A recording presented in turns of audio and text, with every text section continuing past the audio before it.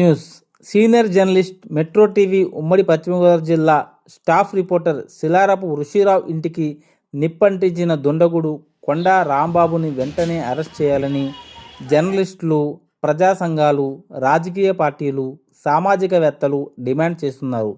శనివారం ఏలూరు జిల్లా ఎస్పీ శివప్రతాప్ కిషోర్ని ఏలూరు ప్రెస్ ఫోరం నాయకులు, జర్నలిస్టులు ఋషిరావు ఇంటిపై జరిగిన దాడిని ఖండిస్తూ రాంబాబుపై కఠిన చర్యలు తీసుకోవాలని వినతి పత్రం అందించారు. దీనికి ఎస్పీ సానుకూలంగా స్పందిస్తూ దాడి చేసిన వారు ఎంతటి వారైనా సరే చట్టపరంగా చర్యలు తీసుకుంటామని హామీ ఇస్తూ నూజివీడు డీఎస్పీ ఎన్వీవీఎస్ ప్రసాద్ విలేకరి ఇంటిని పరిశీలించి సాక్ష్యాలు సేకరించాలని ఆదేశించారు.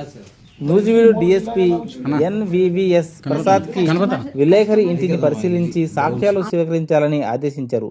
దీనితో డీఎస్పీ ప్రసాద్ శనివారం Pedavegi SI Harigopal clues team రంగంలోకి దిగి పరిశీలించారు. ఇంటికి నిప్పంటించడానికి పెట్రోల్, డీజిల్ వాడారా అని తెలుసుకోవడానికి ఫోరెన్సిక్స్ టీం మంటల్లో కాలిన వస్తువులను, బూడిదను సేకరించి పరీక్ష నిర్వహించడానికి తీసుకెళ్లారు.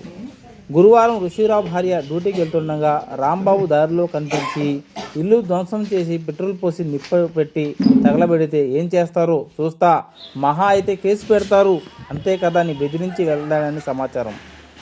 రామసింగవరం ప్రధాన రహదారిపై ఉన్న విలేకరి ఇంటిపై ఉదయం 9:30 దాడి చేసే ముందు ఇంటికి ఇరువైపులా ఉన్న ఇంటివారిని జరిగిన సంఘటనపై సాక్ష్యం చెప్పకుండా బెదిరించినట్టు తెలుస్తుంది.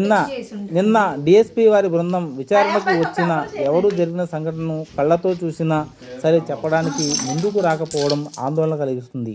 నిందితుడు రాంబాబుపై కఠినమైన సెక్షన్లు SC/ST అట్రాసిటీ కేసు వేసి రిజిస్టర్ చేశామని డీఎస్పీ తెలిపారు.